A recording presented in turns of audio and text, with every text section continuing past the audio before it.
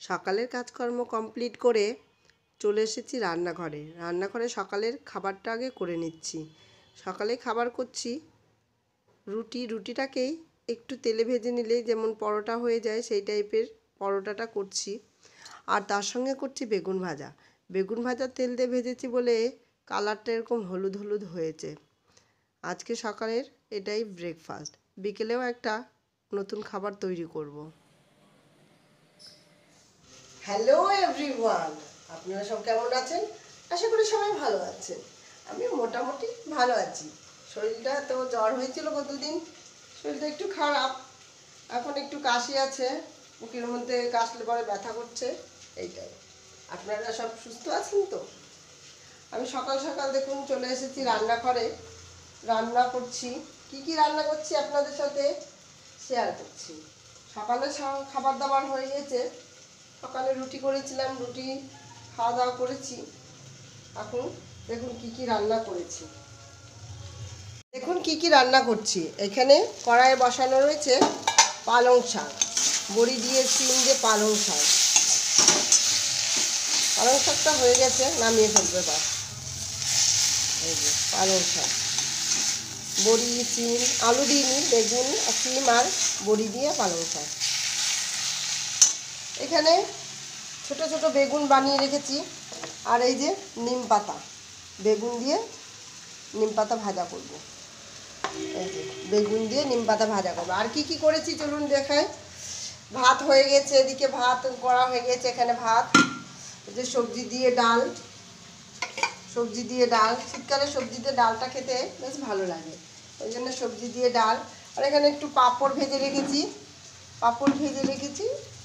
আর দেখি কি করা যায়। এগুলো দিয়ে আজকে দুপুরেরটা মোটামুটি সেরে ফেলবো, তারপরে দেখা যাক কি করা যায়। আর একটু অন্য ভাজাও আছে, চিপস ভাজা যেটা বলে, আলুর চিপস, সেটা আছে। সেটা যা লাগলে সেটাও ব্যবহার হয়ে যাবে খাওয়ার সময়। কারণ ছেলে চিপসটা খেতে খুব ভালোবাসে। চলুন রান্না করছি, করে আবার পরে আসছি আপনাদের সাথে কথা বলছি। নিম বেগুন ভাজাটা হয়ে গেছে। এই নিম বেগুন ভাজাটা বসিয়েছিলাম, বেশ সুন্দর হয়েছে। ঠান্ডা পড়েছে বলে এখন একটুখানি গরম জল বসিয়েছি, ছেলে স্নান করবে। হাঁড়িতে গরম জল বসিয়েছি। আমার সব বাসন কুসনও মাজা হয়ে গেছে, দুটো একটা পড়ে আছে, ওটা হয়ে যাবে কমপ্লিট। একটুখানি আলু মেখেছিলাম, সেইগুলো দিয়েই দুপুরবেলার খাওয়া দাওয়া কমপ্লিট করলাম। বিকেলে দেখুন একটা কি করছি সেটা আপনাদের সাথে শেয়ার করব।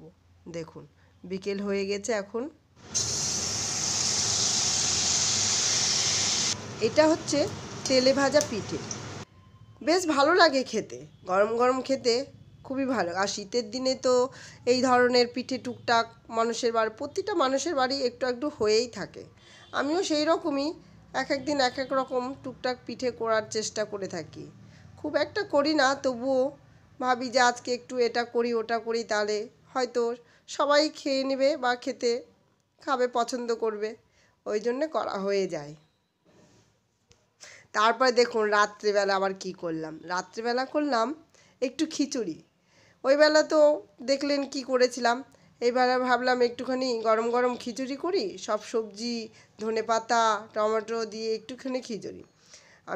তাহলে আজকের ভিডিওটা এখানেই শেষ করলাম। আপনারা ভালো থাকবেন, সুস্থ থাকবেন।